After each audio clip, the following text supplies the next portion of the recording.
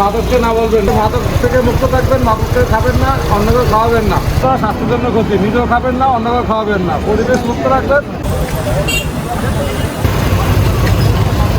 অঙ্গীকার মাদক নির্মূল হবেই এবার।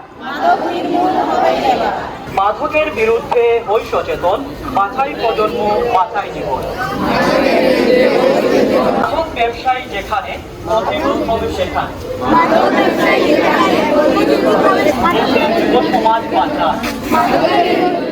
বাংলাদেশ বর্ডার গার্ডের পক্ষ থেকে, বর্ডার গার্ড বাংলাদেশের পক্ষ থেকে আমরা বিভিন্ন কার্যক্রম গ্রহণ করেছি।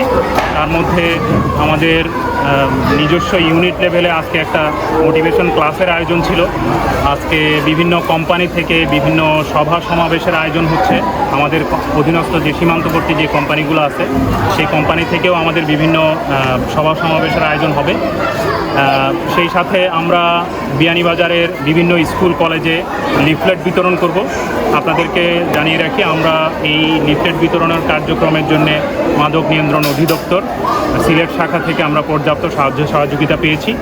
ওনাদের সাহায্য সহযোগিতায় আমরা এই লিফলেটগুলো বিতরণ করছি এবং একটা মাদকের বিরুদ্ধে সর্বাত্মক একটা জনসচেতনতা গড়ে তোলাই হচ্ছে আমাদের মূল উদ্দেশ্য। চোরাচালানি ঘটনার পাশাপাশি ইদানিং আপনার পুশিনের কিছু ঘটনাও ঘটতেছে।